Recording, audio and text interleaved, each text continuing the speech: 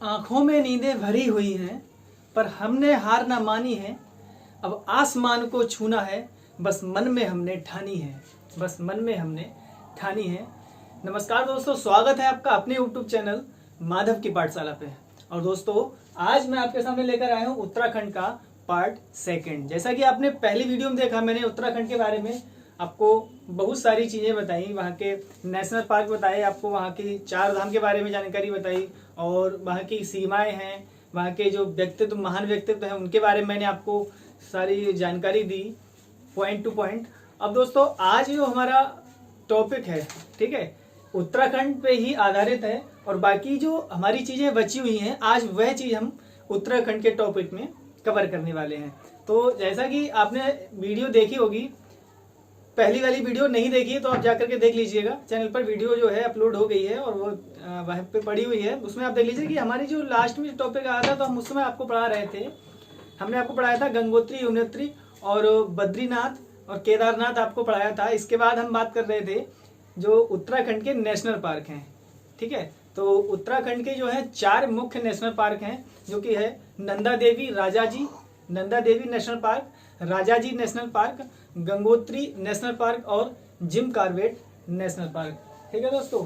तो Nanda Devi national park जो है, वो नंदा देवी जो स्थान है, नंदा देवी जो है वहीं पर स्थित है, और राजाजी भी वहीं पर है। बात करते हैं, देखिए गंगोत्री, नंदा देवी और राजाजी हैं, ये हैं उत्तराखंड में। लेकिन मेन जो हमारा मुख्य जो हमारा नेशनल पार्क जिसकी हम बात करेंगे, जिम कॉर्बेट, क्योंकि जब क्वेश्चन जो आते हैं एग्जाम में, वो ज्यादातर जो है जिम कॉर्बेट से ही आते हैं। तो दोस्तों, इसके बारे में आपको हम बता रहे हैं मुख्य में कि जिम कॉर्बेट नेशनल पार्क जो है, ये इसकी स्थापना जो 1936 में हुई थी, ठीक है। इसकी स्थापना 1936 में हुई थी, और जब इसकी ये स्थापना हुई थी, तब उस समय, स्थापना के समय इसका नाम जिम कॉर्बेट नेशनल पार्क नहीं था। इसका नाम उस समय हेली नेशनल पार्क था। 1936 में इसकी स्थापना हुई थी, ठीक है दोस्तों। तो मैं यहाँ पर लिख देता हूँ, 1936 में हुई थी, और उस समय इसका नाम था हेली नेशनल पार्क, ठीक, हेली नेशनल पार्क था।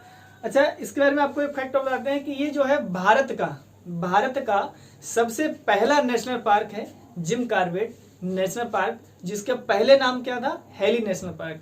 और आपको बता दें कि इसका जो मुख्य बिंदु आपको याद करने वाला है कि ये जिम कॉर्बेट नेशनल पार्क जो है बंगाल टाइगरों के लिए प्रसिद्ध है, बंगाल टाइगरों के लिए ये प्रसिद्ध है। और आपको बता दें कि भी आप अगर डिस्कवरी आप चैनल देखते होंगे तो आपने देखा होगा, मैंस वर्सेस वाइल्ड एक शो आता है उस पे, और इसमें बियर ग्रिल्स जो व्यक्ति है वह उस शो का हीरो है।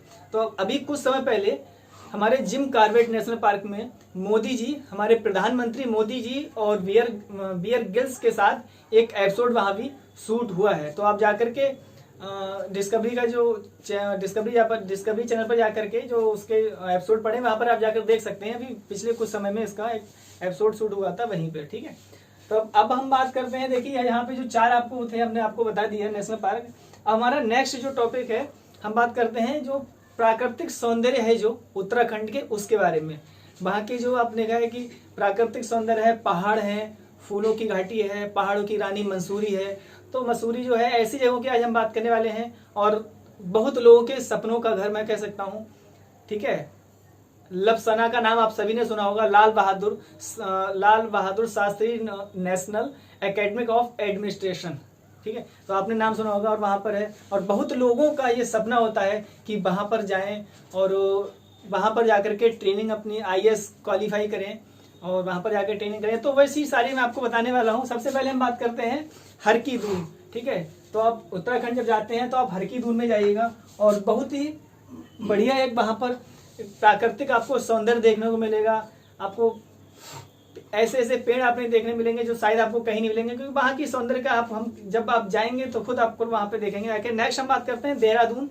तो देहरादून भी मैं आपको पहले बता चुका हूँ, जहाँ से फॉरेस्ट सर्वे रिपोर्ट है जो आती है हर 2 साल में।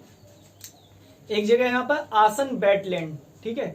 आसन वेटलैंड जो है एक बहुत ही बढ़िया प्राकृतिक सौंदर्य से भरपूर एक स्थान है, और ये इसलिए है क्योंकि यहाँ पर जो है इसे हाल में ही रामसर साइट में इसे शामिल किया गया है। ठीक है, तो आप नहीं जानते हैं, अगर ये आप नहीं समझ पा रहे हैं कि रामसर साइट क्या है, तो देखिए ये टॉपिक जो है थोड़ा सा लंबा टॉपिक है। इसके लिए मैं आपको एक भारत में कितनी रामसर साइटें हैं और ये कब जो है इसका जो एक्ट कब आया था, मैं सारी बातें आपको बताऊंगा। तो इसके लिए मैं आपको एक अलग से वीडियो बना दूंगा। और मैं आपको बताऊं कि फिलहाल मैं इतना बता रहा हूँ कि भारत में टोटल 42 रामसर साइट हैं। ठीक है, तो जिसमें एक रामसर साइट ये है, एक मध्य प्रदेश में एक झील है कुसुम सरोवर, वो भी रामसर साइट में आती है। तो बहुत सारी जम्मू कश्मीर में झील है, वो भी रामसर साइट में आती है। तो ऐसी जितनी भी है 42 रामसर साइट है। मैं आपको सारी टॉपिक वाइज यहाँ पर एक दिन मैं आपको वीडियो बना करके अपलोड कर दूंगा। ठीक है, तो आप फिलहाल इतना रखिए, आसन वेटलैंड जो जगह है उत्तराखंड में, वो रामसर साइट में आती है, इसलिए यहाँ पर इसकी ज्यादा चर्चा की है। नेक्स्ट हम बात करते हैं ऋषिकेश। जैसे देहरादून में ही ऋषिकेश है, और जिसे कहते हैं, जिसे योगा कैपिटल ऑफ इंडिया कहते हैं, और वहीं पर लक्ष्मण झूला और राम झूला दोनों स्थित हैं। ठीक है, बात करते हैं नेक्स्ट है हमारा मसूरी। तो मसूरी को तो सभी लोग जानते होंगे, और उत्तराखंड मसूरी जो है पहाड़ों की रानी मसूरी को कहते हैं। और दोस्तों आप जब भी मसूरी जाते हैं तो वहाँ पर एक दो चीज़ें फेमस है, मैं आपको बता दे रहा हूँ। जैसे वहाँ का एक मंदिर है प्रकाशेश्वर मंदिर। जब आप मसूरी की तरफ ऊपर की तरफ जब बढ़ेंगे तो वहाँ पर ही रास्ते में एक पड़ता है प्रकाशेश्वर मंदिर। ठीक है, उसके बाद जब हम नेक्स्ट आगे बढ़ेंगे तो एक जगह है मसूरी मसूरी लेक है, वो भी बहुत अच्छी झील है। और मेन चीज़ है जो मसूरी जो लोग जाते हैं वह केवल जाते हैं कैंपटी फॉल। ठीक है, तो कैंपटी फॉल जो है वहाँ पर एक पहाड़ों से ऊपर से एक झरना है, और बहुत ही अद्भुत नज़ारा है, बहुत ही बढ़िया, एकदम इतना सुंदर नज़ारा है। ठीक है, मैं एक बार जा चुका हूँ, इसलिए मैं आपको वर्णन कर रहा हूँ उसी जगह की। एकदम साफ पानी, बहुत ही ठंडा पानी है, तो आप एक बार जाइएगा और ये चीज़ें आप आपको देख कर। ठीक है, तो नेक्स्ट हम बात करते हैं। देखिए सबके सपनों का, मैं आपको पीछे बात कर चुका था कि सबकी हमारे सपनों का घर लबसना। ठीक है, life at LBSNAA, Lal Bahadur Shastri national academy of administration. ठीक है, तो हर किसी का सपना होता है, पढ़ने वाले जितने भी छात्र हैं लगभग हर किसी का सपना होता है कि हम IAS क्वालिफाई करें और प्रशासनिक सेवा में, सिविल सर्विस में हम जाएं और अपना अच्छा से अच्छा वहाँ पर जो भी अपना अच्छा से अच्छा जो अपना योगदान वहाँ पर दे सकें। और बहुत सारी चीज़ें हमें सीखने को मिलती हैं। और मैं सभी से बस एक चीज़ कहना चाहूँगा कि आप लोग तैयारी कीजिए, IAS की तैयारी कीजिए। अगर मान लीजिए इनकेस अगर IAS क्वालिफाई नहीं कर पाते हैं, लेकिन आपको एक IAS का पद नहीं मिलेगा, लेकिन आपको सीखने को आपको इतनी चीज़ें मिलेंगी, फिर आप बहुत सी ऐसी चीज़ें आपको मिलने वाली हैं कि फिर अगर आप IAS की तैयारी करते हैं तो फिर छोटे लेवल के तो आप पेपर निकाल ही सकते हैं अगर आपने सही तैयारी की होगी। चलिए फिर नेक्स्ट हम बात करते हैं। एक छोटा सा मंदिर है वहाँ पर, भारत माता का मंदिर, वो भी घूमने के लिए बहुत अच्छा स्थान है। ठीक है, और दोस्तों टेहरी बांध जो है उत्तराखंड में ही स्थित है, और ये भारत का सबसे ऊंचा बांध है, जो कि भागीरथी नदी पर ये बांधा गया है, ये बना हुआ है। ठीक, तो दोस्तों टेहरी बांध मैंने आपको बताया, और वहीं पास में आपको BRO बॉर्डर रोड ऑर्गेनाइजेशन के द्वारा एक चंबा सुरंग का निर्माण किया गया है, जो कि 4 धाम यात्रा के लिए प्रसिद्ध है। वहीं से आप 4 धाम यात्रा कर सकते हैं, और ये जो है BRO के द्वारा मैंने जैसे बताया गया था आपको बनी हुई है। ठीक, अब हम नेक्स्ट अगर यहाँ पे बात करते हैं। देखिए ये जो मैंने आपके सामने एक चित्र बनाया है, आप सभी लोग देख पा रहे होंगे, ये क्या है हमारा पंचप्रयाग। आपको बताने वाले हैं पंचप्रयाग, जैसा कि ये आपको विष्णु प्रयाग है, नंद प्रयाग, कर्ण प्रयाग, देव प्रयाग, ठीक, और रुद्र प्रयाग, ये 5 पंच प्रयाग है, इन्हीं को पंच प्रयाग कहते हैं। और ये कहाँ से बने हैं, कैसे बने हैं और किस नदी से बने हैं, सारी मैं आपको जानकारी यहाँ पर दूंगा। ठीक है, तो यहाँ पे आपको सभी जानते हैं कि उत्तराखंड में ही सतोपत ग्लेशियर है, और वहीं ग्लेशियर से एक नदी निकलती है अलकनंदा नदी, जिसे हम अलकनंदा नदी कहते हैं। और ये आप देख रहे हैं कि ये जो नदी है ये सतोपत ग्लेशियर से निकली है, इसी का यहीं से उद्गम हुआ है। ठीक, सबसे पहले जब सतोपत ग्लेशियर से ये नदी निकलती है, थोड़ा सा आगे आने पर इसमें एक धौली गंगा आकर इसमें एक मिलती है। ठीक है, और ये जो जगह है ये बद्रीनाथ जोशीमठ से जगह है, जोशीमठ बद्रीनाथ मार्ग पर 12 किलोमीटर की दूरी पर ही एक जगह पे आकर धौली गंगा यहाँ मिलती है, और ये बनाती है विष्णु प्रयाग। ठीक है, तो ये हमारा पहला प्रयाग तो एक हो गया विष्णु प्रयाग, जो कि धौली अलकनंदा में धौली गंगा को मिलने से, धौली गंगा जब इसमें विलय होती है तब हमारा विष्णु प्रयाग बनता है। वहीं से जब आगे आप आते हैं, थोड़ा सा आगे आप आएंगे, देखेंगे फिर यहाँ पर आके एक नंदाकिनी नदी, अलकनंदा में नंदाकिनी नदी का जब विलय होता है, वहां पर हमारा बनता है नंद प्रयाग।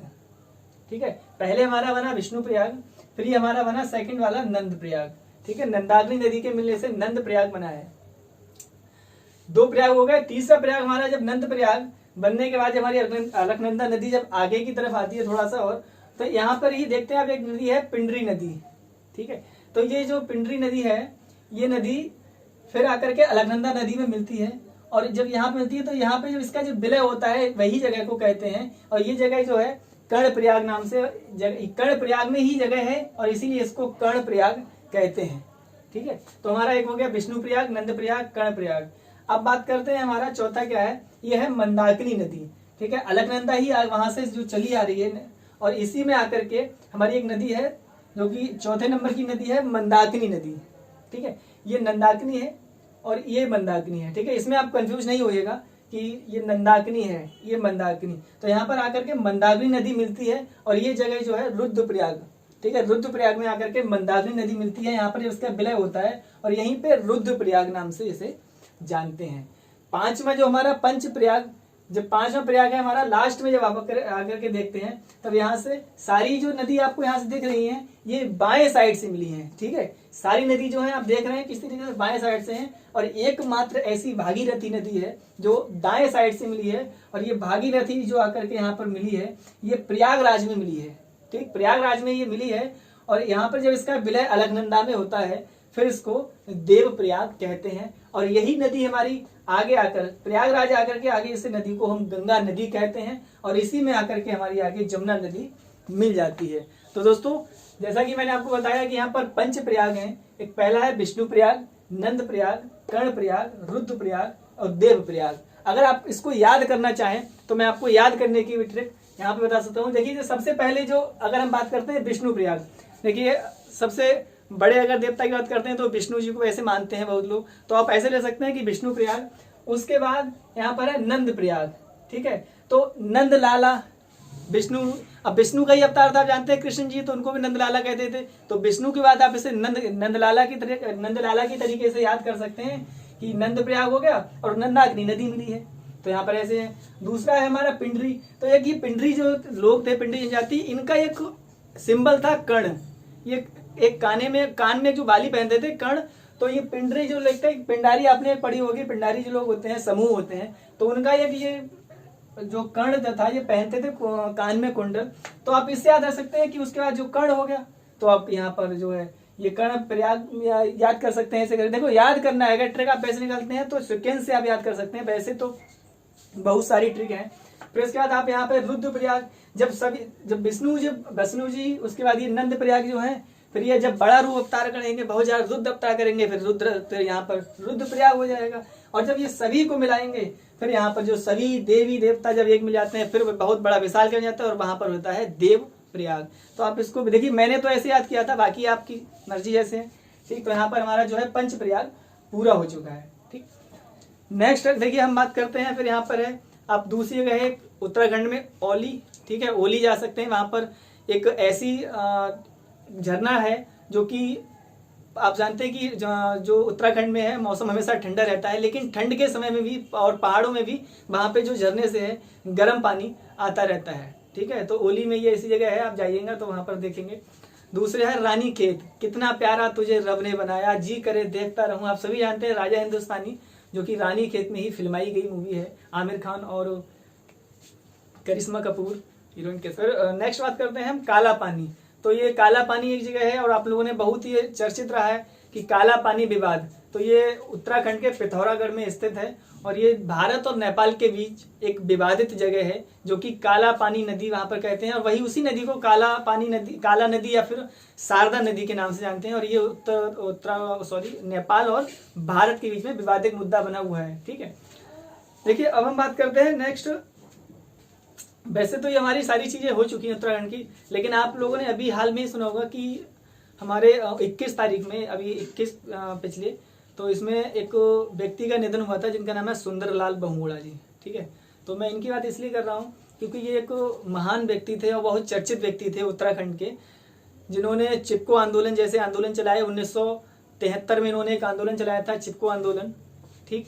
और ये चिपको आंदोलन के प्रणेता थे। अगर इनकी हम बात करें, 1927 में इन्होंने एक वो चलाया था, इसका नाम है पर्वतीय नवजीवन मंडल। पर्वतीय नवजीवन मंडल की भी इन्होंने स्थापना की थी। इसके बाद और सारी बहुत सी चीज़ें इनके बारे में हैं। जैसे इन्होंने एक इनका चिपको आंदोलन को लेकर एक इनका उद्घोष है कि क्या है जंगल के उपकार, क्या है जंगल के उपकार, मिट्टी पानी और बयार, क्या है जंगल के उपकार, मिट्टी पानी और बयार, फिर है कि मिट्टी पानी और बयार, जिंदा रहने के अधिकार। ये उनका उद्घोष है, बहुत ही अच्छी इन्होंने उद्घोष दिए हैं। और ये जो चिपको आंदोलन है ये चमोली जिले से चला था, ठीक है। और ये जब कब चला था, ये 1973 मैंने आपको बताया था। तो लगभग ये जब उत्तराखंड एक राज्य अलग नहीं हुआ था, क्योंकि उत्तराखंड राज्य जो है 9 नवंबर 2000 में इसकी ये बना है। और ये आंदोलन उससे पहले, लेकिन पहले इसे उत्तर प्रदेश का ही मानते थे चमोली को, लेकिन अब जब ये उत्तराखंड अलग हो गया है तब ये कहते हैं कि उत्तराखंड में, वैसे तो ये भारत में ही आता था। तो इनकी हम बात करते हैं। अब हम नेक्स्ट बात करते हैं उत्तराखंड के जीआई टैग के बारे में, जियोग्राफिकल इंडिकेटर। तो वहाँ का केवल एक ही है, जिसे बोलते हैं उत्तराखंड का तेजपात, ठीक है। तेजपात का पत्ता है, जो आपने देखा होगा, वो जो किसी की शादी है, शादी ब्याह में देखा होगा अपने, छोले की सब्जी में एक पत्ता पड़ता है तेजपात का। तो ये उत्तराखंड से ही ज़्यादा आता है और ये इसको ही जीआई टैग मिला हुआ है, ठीक है। एक ही चीज़ है।